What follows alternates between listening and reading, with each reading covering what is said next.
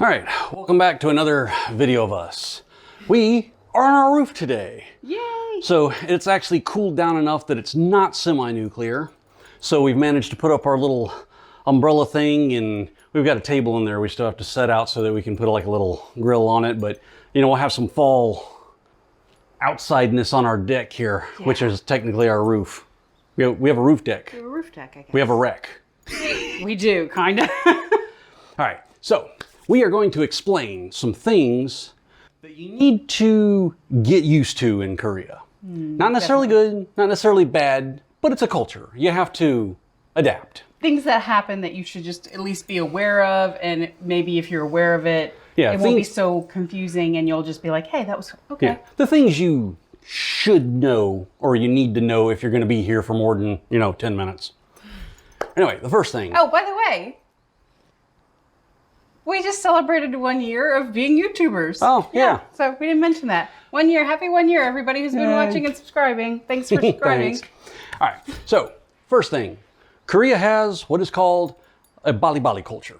Bali Bali in Korean means hurry up or hurry, hurry. And that basically spells a lot of things.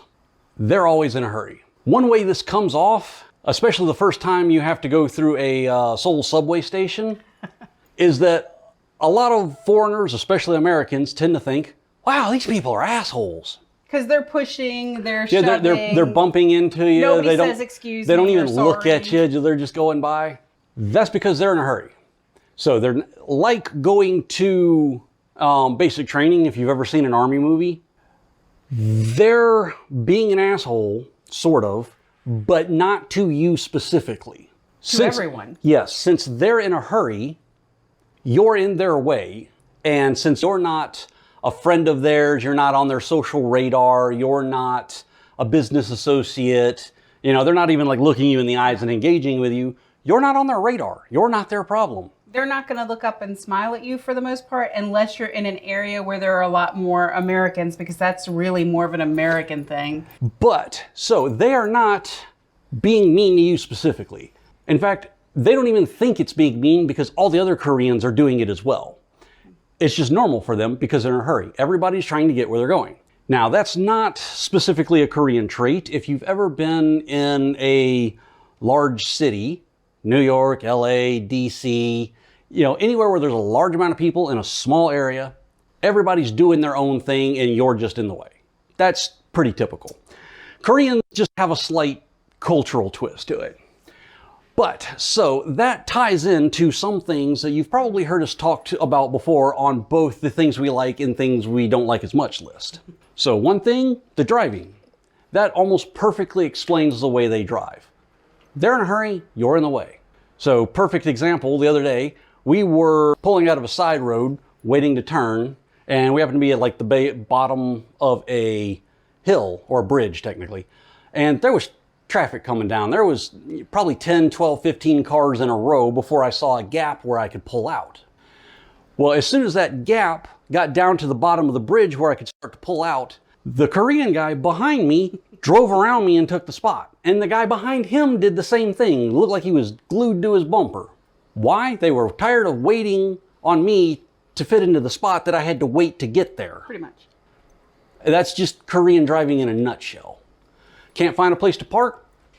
Pull up half on the sidewalk, turn your blinkers on. You see it all the time here. Anyway, but so where you got the bad side on that, you also have the good side.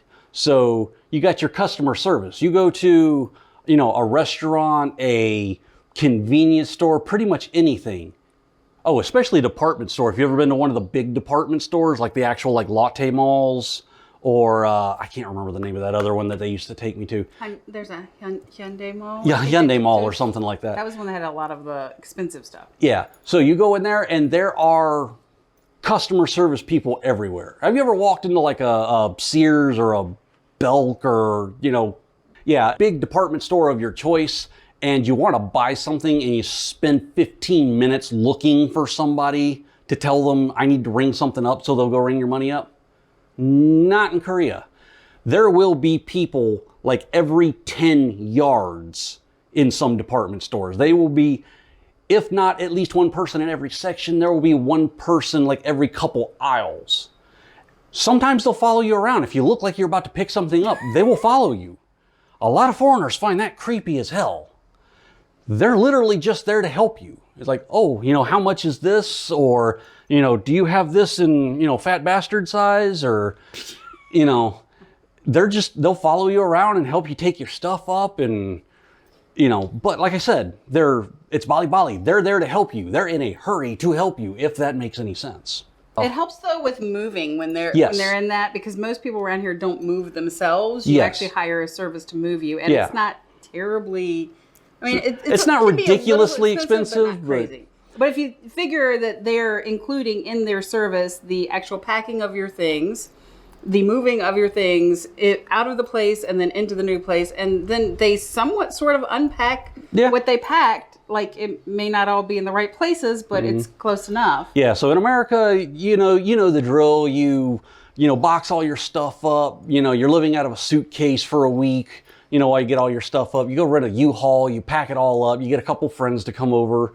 Either that or you hire like United or somebody to come in and they charge you like 15 grand to move your stuff. Korea, when we moved, and granted, we didn't move that far. We moved, 2-3 miles to here? But it was, I think, 800,000 won, which is 750-ish, thereabouts. And They had it done so fast, though. Yeah, they come in 4 or 5 people strong. They got a stack of those little flip-top crate things. It was impressive. They come in carrying stuff like on their back. They even specifically have females on the moving crew to pack up the kitchen and like your clothes in the bedroom. The dudes do the heavy lifting.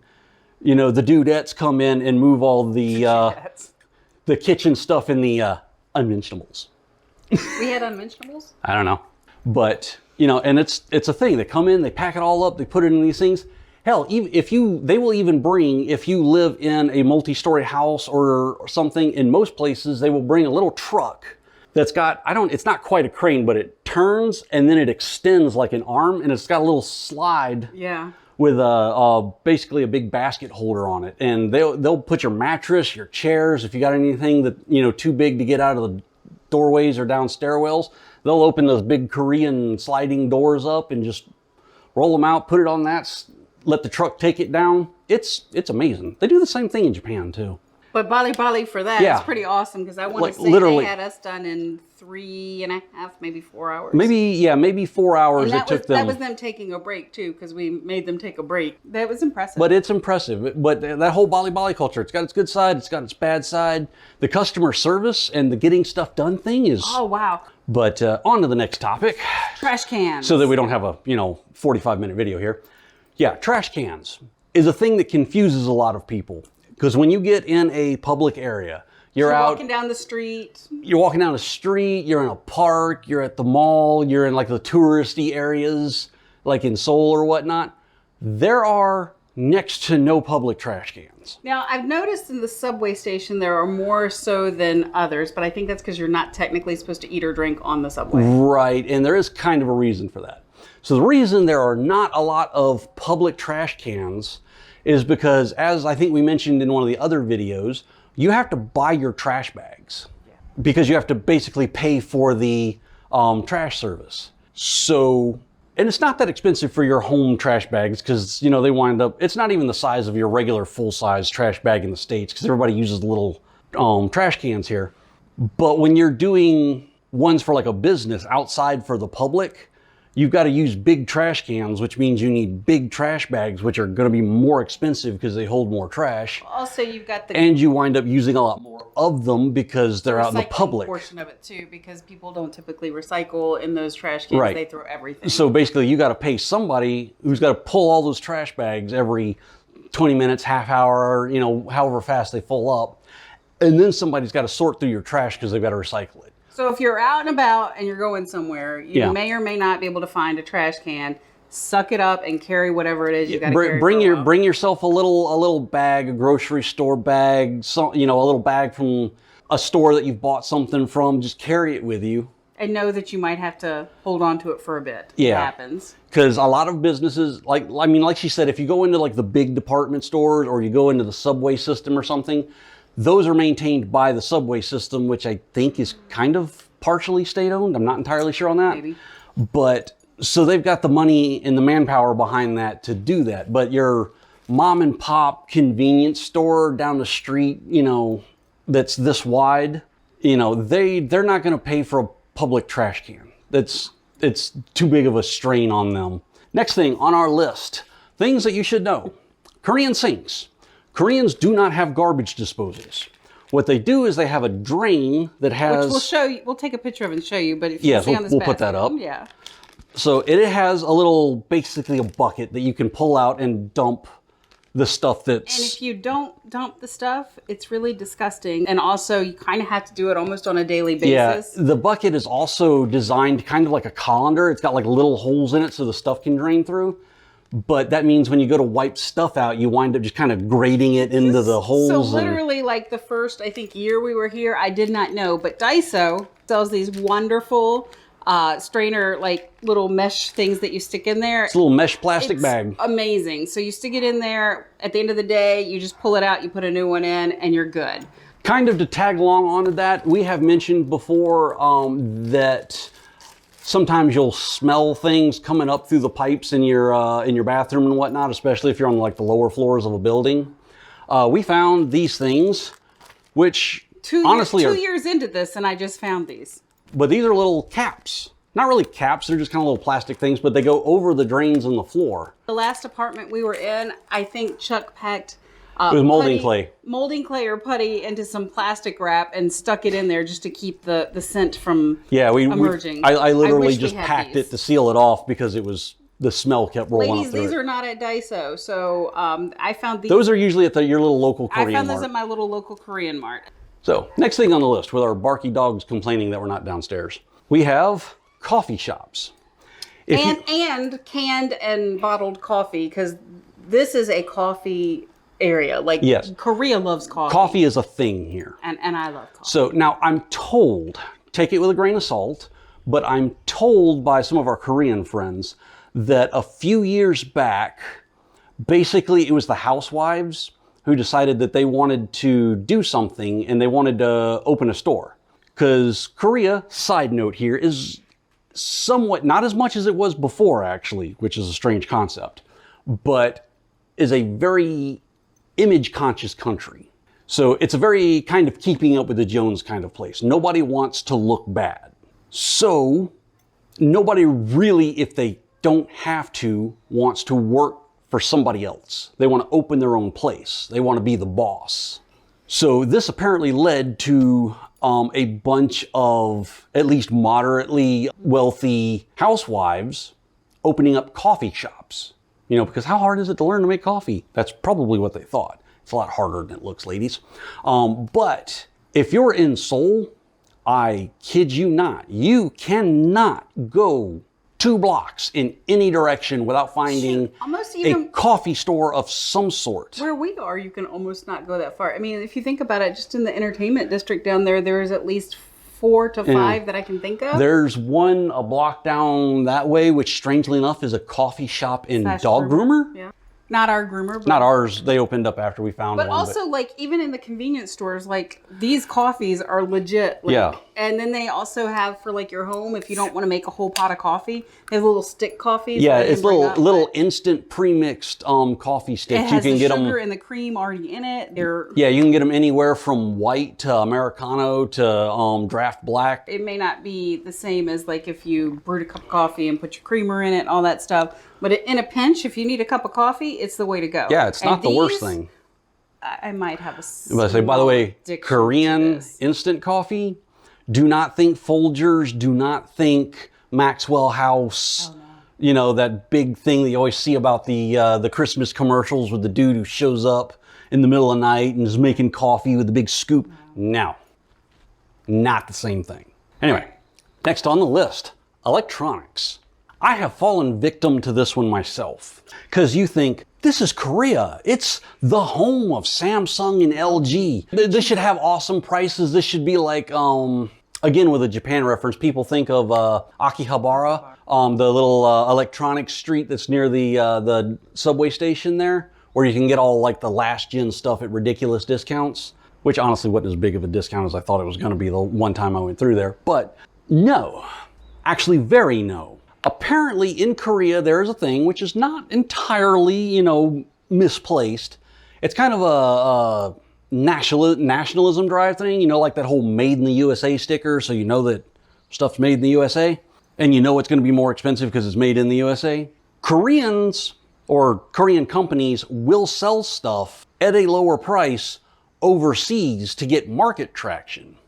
But in Korea, they will sell it for the price they want to sell it for. As an example, a Samsung camcorder. But that camera, the first time I came to Korea for an extended period, I was here for 6 months the first time. The whole job offer thing went sour after I got here. It's a whole other concept. It's a whole story. But I figured when I got to Korea, because that's the home of Samsung and whatnot, I would buy this camera I was looking at there because it'll be cheaper, right? No.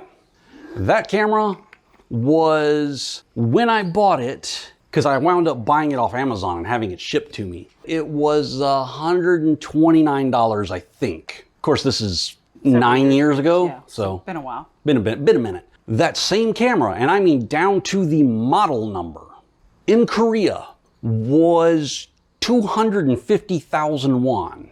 Depending on your exchange rate, 220, 230-ish dollars. So it was literally almost double the price in Korea for the exact same camera. Don't expect to get cheap electronics here, especially if you're buying, an actual Korean brand. Speaking about prices, talk about like going to the mall. So we went to the mall and our friends were looking at like these KitchenAid type mixers. It was like $900. And like, oh, that's a good deal. And I'm like, I have a hard time looking at the KitchenAid mixer thinking $300 is a good deal. To them, like the paying the more for the product is a thing. And I don't quite understand that because my brain just goes, it doesn't make it better because you spent more money on it. That's part of that image-driven thing that I mentioned before. And I know this sounds silly to a bunch of people, but there is a thought that if you paid more for it, it's better. Not necessarily that the product is better, but that you look better because you were able to pay more for it, which means that you're more well off. Yeah. It's an actual mode of thought. I had to learn to figure out what like my ex and her sister and other Koreans were thinking when they did this stuff because it was driving me batty. So the next thing is vet care. So obviously we have 3 dogs, so we have experienced vet care in Korea. Now, I'm going to preface this by saying I have the most amazing vets that took care of Minion and Mayhem when I was in South Carolina. I can't speak highly enough about it. I miss them so much. I miss you, Dr. Blaze. Miss you, Jamie.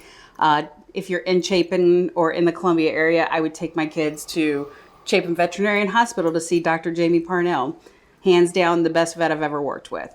So that being said, Korean vet care is very different because when you go to the vet, first thing you need to know is that because of that whole image thing, a lot of vets in Korea, at least initially, become vets because being a doctor of some sort looks good. If you were able to go to school and, get your MD or whatever the veterinary equivalent is, and open up your own store, that looks successful. A lot of people don't become vets specifically because they want to take care of animals. You're not going to find someone more than likely like my vets who would get in the floor and play with the dogs and make them more comfortable. It's more of a business transaction. Now, for pricing, now that can be... ultrasounds and x-rays are cheaper than in the States. Well, one thing is Korea is not a sue-happy culture. They don't, oh, you didn't stitch my leg with the right pattern, I'm going to sue your hospital for $10 million. That they just don't do it. So by extension, I guess also vets don't get sued as often for as many reasons. Well, and the difference too. So they don't have to carry as much insurance, which means their prices are also low. But yeah, so vet care is a lot different here. So especially the aftercare. They're usually very small places. So when you take your dog in, he may very well do the examination on his desk next to his computer. So here's a good example. So in the States, when I used to take the girls in to get their teeth cleaning done, I would take them in early in the morning, drop them off. I'd leave. I'd go do whatever. They would call me after the girls their teeth had been cleaned. They were wide awake. They were, lucid. They'd come off the anesthesia. They were mostly off their anesthesia, and then I could go pick them up. Was it last year? We took the girls to all three of them. We made an appointment with a vet near here and scheduled to have all three of their teeth cleaned. He did blood work on all three ahead of time, but he only looked at Sookie's blood work. Yeah, he only gave us the results for the oldest dog. Because he didn't look at the other two because he wasn't doing them yet. He did not schedule his day properly. He apparently forgot we were coming in. Yeah. So he didn't have enough help, but he decided to do it anyways. So he came and they injected Sookie while she was in my arms. And let me tell you, it is a terrifying thing to watch your dog go from full of life to absolutely not even there. And I'm thinking that the look on my face was what told them that they should not do that again, because Minion and Mayhem, they went and got from us versus doing that. And the vet didn't even do the cleaning there. The vet tech did. The vet tech ended up doing all of the cleaning on them, and they hand you your dog back as soon as they finish cleaning. Yeah, they don't give them. They don't. Was like literally just ragdolled. Yeah. I'm holding Sookie as they're coming back to tell him that they finally looked at Mayhem's blood work and it was inconsistent, and they did her procedure anyways, which her vet was incensed about. Yeah, but that's an example of like the difference. So in their culture, bali bali, get your dog and get out. In my culture back home, we're loving on your baby and making sure your baby is fully ready to go. I'm pretty sure the dogs didn't move when we got home for like 3 hours, 4 hours, maybe. Like yeah, they just kind of laid there like. So the vet care technically is, on par. You get like decent name drugs. They know how to do the procedures. It's just the environment in which they carry them out and the method in which they carry them out is very different than we're used to. That was one experience with one vet. Yeah, the next vet we found, he's still very businesslike, but he's a lot more understanding of, This is my kid. Well, this hysterical lady may punch me in the face if... But he was very calm and patient. He props to my realtor on the customer service because she's amazing. And always, if we have any issues, especially with the dogs, just translating for just about anything we need help with. She's amazing. I love her to pieces. Speaking of which, if you, for some reason, move to Korea and you rent a place, your realtor is going to be your point of... Be good to your realtor. Be good to your realtor. Yeah. They know the hospitals, the vets, the car dealers, or, if you need help finding something, they can, handle it. Because especially like we have one that speaks English, she can help us out with that. Yeah, she's done so much for us. I just adore her. She's so good to us. But so vet care, a little bit different. I'm not saying it's bad so much. It's just a different process. And so you might have to get used to that, especially if you're used to having someone like I've always had. Again, if you're in Columbia, South Carolina, or Chapin, take your babies to see her. All right. So we had to stop and move the umbrella here because the sun's moving and it's hot. Anyway, so next on the list, drinking culture. Because in Korea, drinking has rules. So the first one is actually part of a broader thing. You see it very often. When you pour with two hands. One hand is disrespectful for almost everything. Not necessarily disrespectful. I think it's more of a I don't care kind of thing, or I don't care as much. But when you pour, you use two hands. When you receive with two hands. And this carries into other things. When you pay for stuff, cash or card or whatever, you hand it with, you don't have to do like two hands. Just one has to be like out there, like you actually made the effort. When you receive, you do the same thing. Right. So if you are the oldest person at the table, the rules are pretty much what you make it. Right. So if you choose that you want to pour drinks, you pour drinks. If you want people pouring drinks for you, then the rules apply. Right. Other than that, the youngest person at the table, he's water boy. Your job is to make sure that everybody else has something to drink. And to go along with that, here's the fun part. You're not allowed to pour your own drink. So while, if you're the youngest person, while you're walking around filling up everybody else's drink, you gotta hope somebody's thinking about your drink. You have to drink too when they, call for shots. Was it kambae, I think is what there's two of them in Korea. One means shot, which drink everything, and one means basically drink at your own pace. You can sip it or you can drink the whole thing, but one of them specifically means shot. And if you do the wrong one, you have to take a penalty shot. Because Koreans like their drinking. Let's see what else we got. We got the oldest person rules, youngest person pours. Don't pour your own drink. Turning away if someone is older than you. Right. If you are facing somebody who is either older than you or of higher rank than you in whatever social circle / organization that you're at, when you drink, you're supposed to turn and drink. There's a lot of drinking games as well. Soju is a big drink over here. If you've never had it, it's a whole experience. Personally, the flavored ones are better. Yeah, if the original ones, tastes like hairspray. they are kind of rough. And apparently until about the last 10, 15 years or so, they were largely unregulated. So when you got a bottle of soju, it was kind of a guessing game as to whether it was 2-3% by volume or like 20-25% by volume. So although it is about $1 here. So the flavors are really good. My favorite is probably somewhere between the plum, the pomegranate, and the peach. The blueberry is good. The pomegranate is hands down my favorite. The plum and the grapefruit are my other favorites. Yeah. Macaulay is the rice wine. That's also very good. Yeah, it's a lightly carbonated, like effervescent rice milk wine kind of thing. I actually really kind of like that. Oh, and when you're drinking, there's like, what's the snack? You get like snacks with that. I forget what they call that. Oh, crap. It's not banchan. That's the regular. No. I will look it up and put it in the video. I cannot remember what it is right now. I expected he would remember it because he's told me about it before, and I don't remember it because I've never done like the whole drinking thing. Yeah, no worries. Anyway. But the nice thing too about going out, since we're talking about like going out and restaurants and eating and stuff, is there's no tipping. The taxes are figured into the prices for the items. I like it. If you go to the convenience store and it says it's 1,000 won on the shelf, it's 1,000 won at the register. And like the no tipping, there is no tipping culture here. You go to a restaurant, they pay their people to do their job.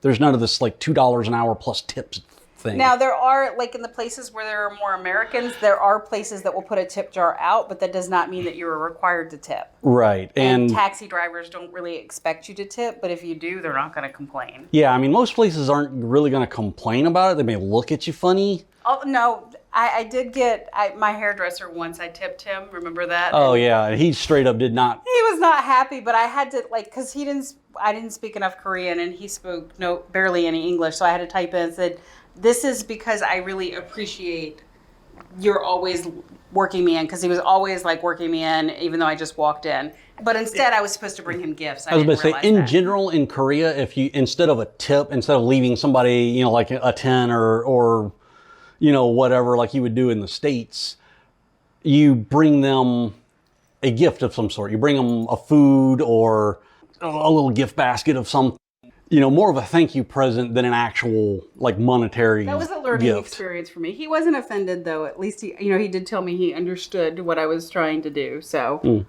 but yeah. So then another thing that's you should get used to, which really creeped me out, and I have to tell the story that goes with this. So cops drive with their lights on. So the day that I took Mayhem in... Not just the headlights. I mean like the light bar on top. The lights are on all the time. So the day that I took Mayhem to the vet by myself and had like very little money with me, I was pulling out of the vet area and I pulled onto the main road. And I happened to look up behind me and the lights were on. And Mayhem was in my lap because she was so freaked out after the vet visit, most likely because I was freaked out that she would not get back in her carrier.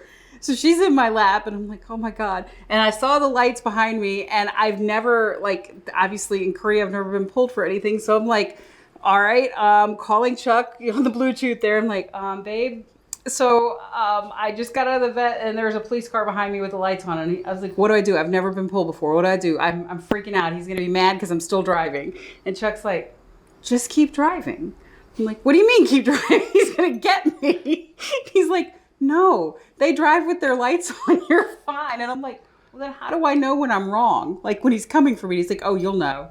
He's like, they'll chase you down. You'll know. It's like, they'll be like yelling at you through the speaker and, leaning out the window. Like, they're... I was so freaked out. It was like, because he's laughing on the phone. I'm like, it's not funny. I'm freaked out. And then, of course, the cop turns off on another road. I'm like, okay, I guess he didn't want me.